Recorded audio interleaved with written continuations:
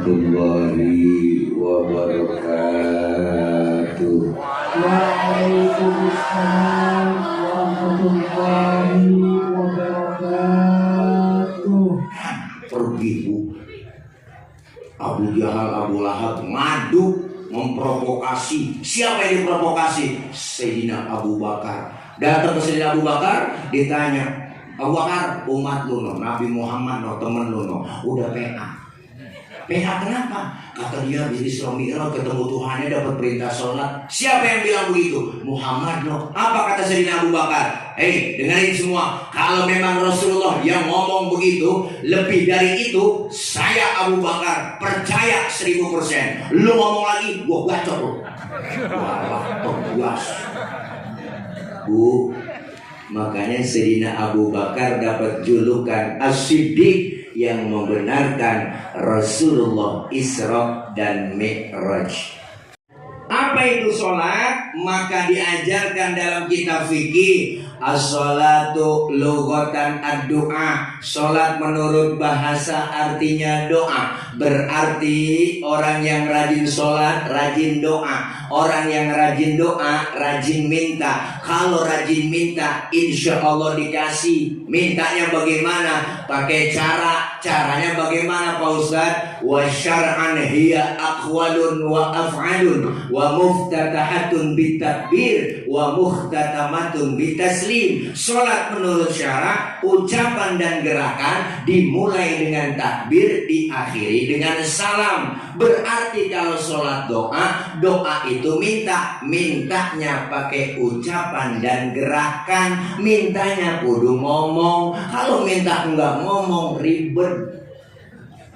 Minta enggak ngomong ribet bu.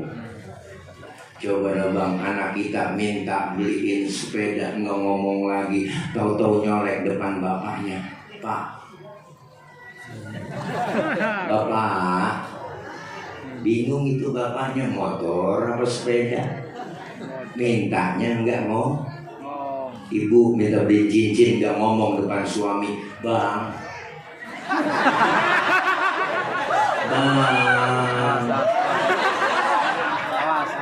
lakinya niat begitu meremelik. Ntar malam aja neng tuh. Sering sariawan dan bol pecah-pecah. Alhamdulillah. Terima kasih bang. Oh launya tisu. Biasanya susu sama roti, launya ini kok tisu. Ya ini apa-apa. Rezekinya begini. Terus jadi sholat doa mintanya pakai ucapan dan gerakan. Maka dalam ilmu fikih, dalam sholat ada rukun qauliyah, ada rukun fi'liyah.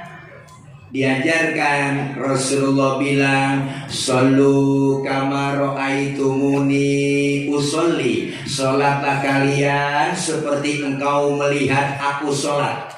Bagaimana tata caranya? Diatur di dalam kitab fikih. Guru mengajarkan di majelis taklim. Bagaimana tata cara sedekah yang bagus? Fikih mengajarkan wa wad'ul yamin 'ala shimal, meletakkan telapak tangan kanan di punggung tangan kiri. Sedekah naroknya jangan di atas dada, jangan di bawah pusar. Naroknya di bawah dada, di atas pusar, pas tengah-tengah. Laki-laki ketika sholat berdiri lebar kakinya sejengkal, nggak boleh lebih. Perempuan kalau sholat berdiri kakinya harus rapet. Kenapa laki-laki kakinya nggak boleh rapet? Gencet. Bener ibu mah nggak ngerasain. Nggak enak bu, gil. Kesian lato-latonya.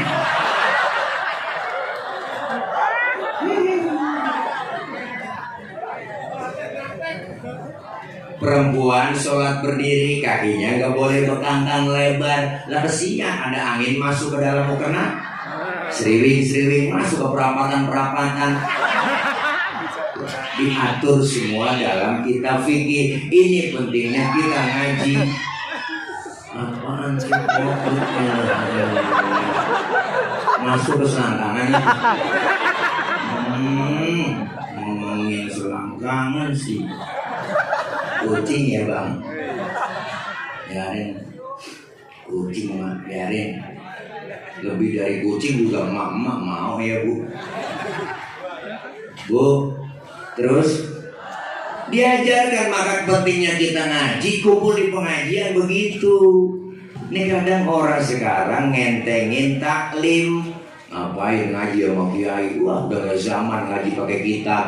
Udah di benerin aja sama dia. Harusnya nanya dulu dong. Kemana bertanyanya? Fas'alu ahla dzikri in kuntum la ta'lamun. Bertanya kalian kepada ahlinya jika kita nggak tahu. Siapa ahlinya? Quran dan hadis. Siapa yang paham Quran hadis? Ya para alim ulama kita, ustadzah, guru, kiai, ustadz. Nanya.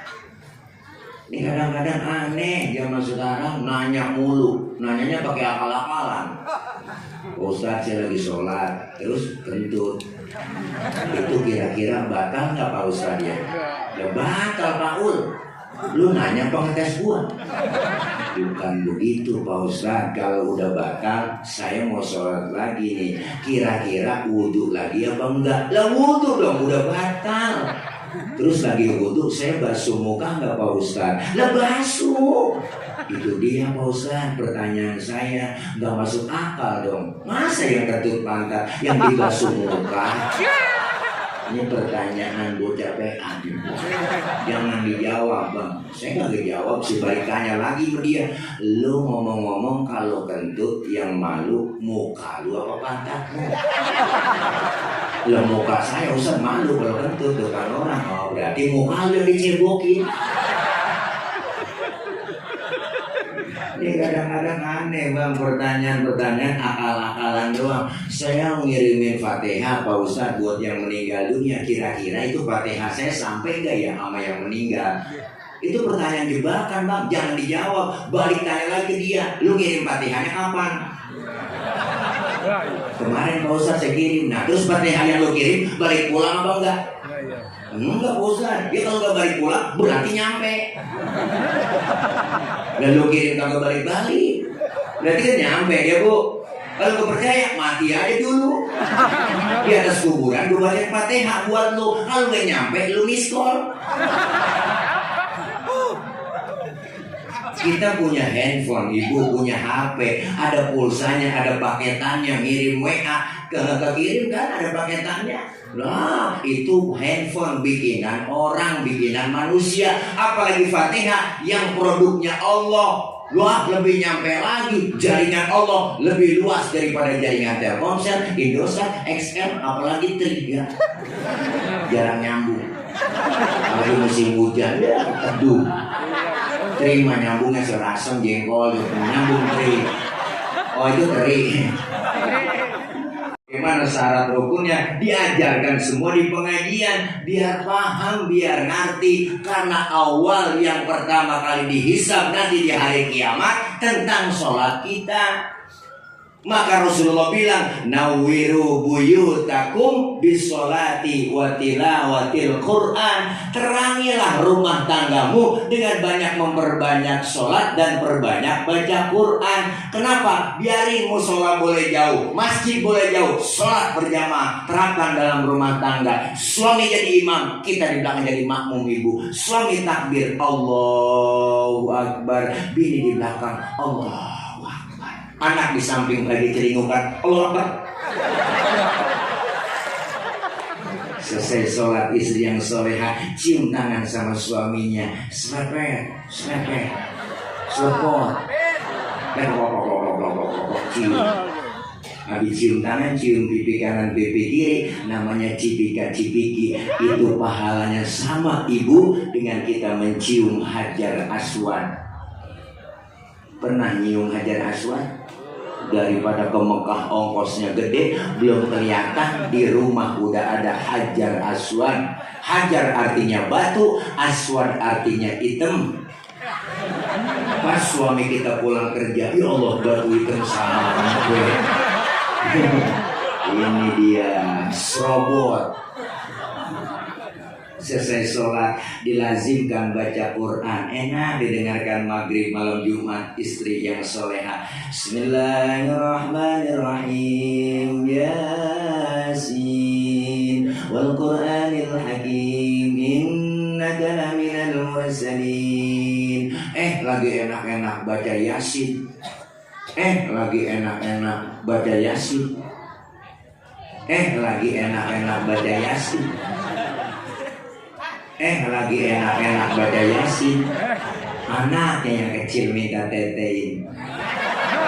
Boleh ibu, sholat selesai sholat lagi ngaji baca Quran, ajak anak kita masukin ke dalam mukena sambil kita tetein. Lanjutin baca Yasin kita. Tanzilal Azizir Rahim.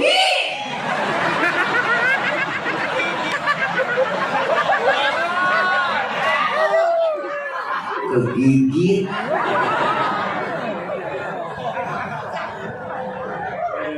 Orang dia ngerasain beda.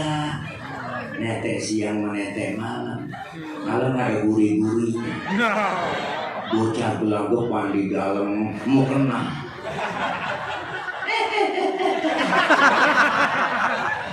Tawa aja bu. Terus dia salah ngundang penceramah. Ceramah PA diundang. Indah terasa. Kenapa? Kalau kita tahu ilmunya, ibadah kita jadi benar, termasuk sholat.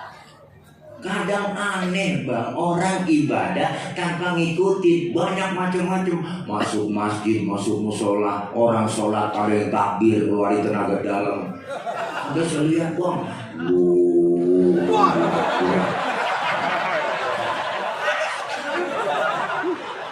ada yang takbirnya keder,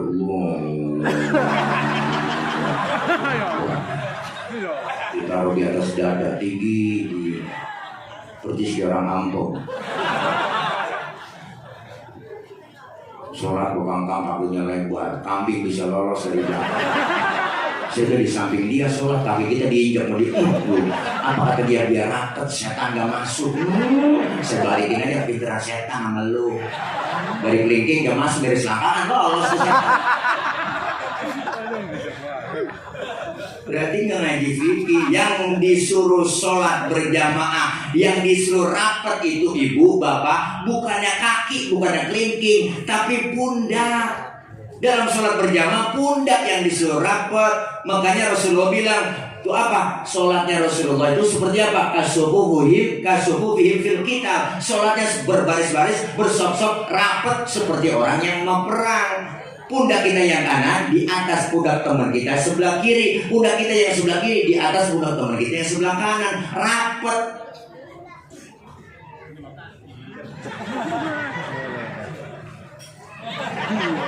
Kemudian ketika atahiyat fikih ngajarin, guru saya ngajarin, ketika tasyahud tuh suruh gerakin, nunjuk asyhadu alla ilaha illallah, nunjuk gerakin tuh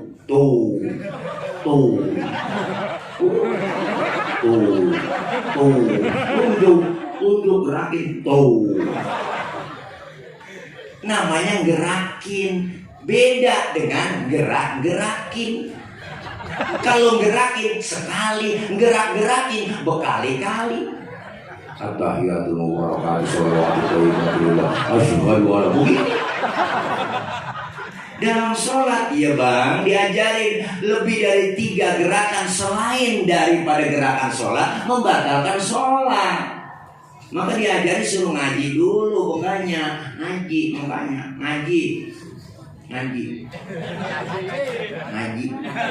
Awas kuping rada kurang denger, guru ngajari setengah mati. Baca nih, innahu kana tawwaba. Ayo baca, innahu kawatum baga. Kuping rada kurang denger. Makanya kalau ngaji udah tua begitu wajar bang. Kenapa? Emang udah disindir sama Allah. Wa man nu'ammirhu nunaqishu fil khalqi afala yaqilu. Siapa orang yang kami panjangin umurnya, kami kurangin bentuk kejadiannya. Sekarang udah berasa. Jangankan umur 50, 40, 35 udah banyak yang dirasain. Mata yang tadinya lah awas jadi lamur, pandangan udah mulai kabur, kulit udah pada lentur, gigi udah pada gugur, diajak ngomong kadang ngelantur, makan cuma bisa mau bubur, dikit lagi digotong masuk ke penyakit aneh-aneh. Saya bang punya teman adik kelas jauh 35 umurnya, ya Allah udah setut 35 setut. Itu penyakit berat, segerobak aja berat apalagi setut.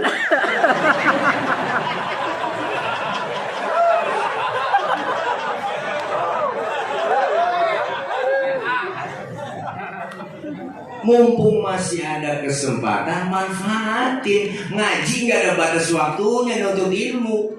Dari mulai kita di bedong sampai di bedong lagi. Beruntunglah kita yang mau kumpul di majelis ilmu, di majelis taklim. Pak Ustadz, saya kan kagak bisa apa-apa ini ngaji. Dateng aja, mau bisa kayak kagak kayak ikutin guru. Ustadz bawa kitab, ngikut bawa kitab. Pak Ustadz, saya gak bisa baca kitab, bawa aja tuh kitab. Guru ke bed, kita ke bed.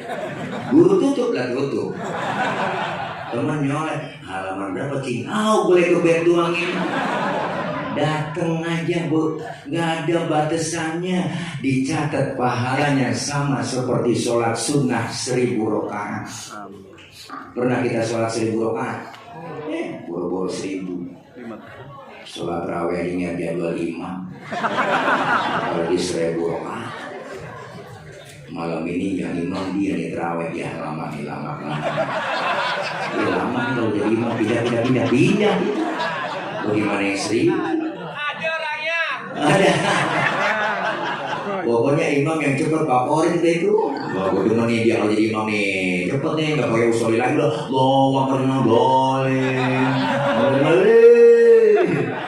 Nenek di belakang gue nyungsep juga.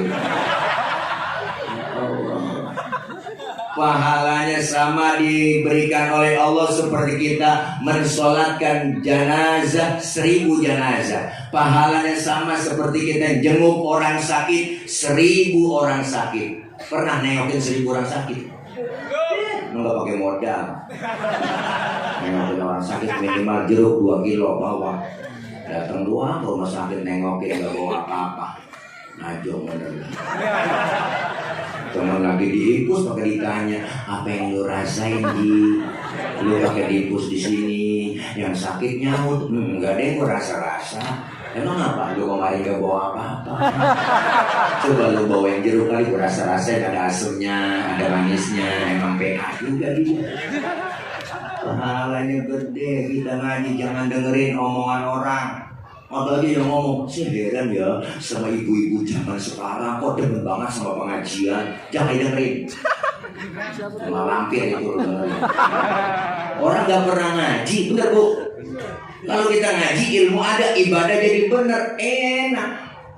Kadang kagak tahu ilmunya, bisanya nyalain doang. Saya pernah sholat bang di masjid, selesai sholat ada yang komen, ada yang kritik. Bang, abang sholat tadi baca usoli ya. Emang kenapa pak? Baca usoli hukumnya haram, jangan baca. Waduh, dalam hatinya orang ada yang berantem nih. Baca usoli dia bilang haram. Kata siapa? Enggak ada haramnya. Kita mau sholat nih, ngadep kiblat, sebelum takbir kan melafazkan usoli, bener bang? Usolli fardul maghribi 3 raka'atin mustaqbilal qiblati adaan lillahi ta'ala. Mulut selesai ngomong, tangan angkat sambil bergerak. Apa yang diucapin? Allah. Mulut ngomong Allah, barengin hati juga ngomong niat. Sejak usai sholat maghrib 3 rakaat menghadap kiblat fardu karena Allah Ta'ala. Akbar. Biar sinkron antara mulut dengan hati, biar tambah khusyuk. Ini disebut madhab Imam Syafi'i. ketiga, ganteng keren muda. Sahabat saya Ustadz Jibril Al-Bukhari uji 40 tahun 2 hari, baru pulang tahun 2 hari, naik motor istighfarnya Nabi Yunus, la ilaha illa anta subhanaka inni kuntu minal. Kepanjangan Pak Ustaz, saya nggak hafal. Ya udah istighfar ya.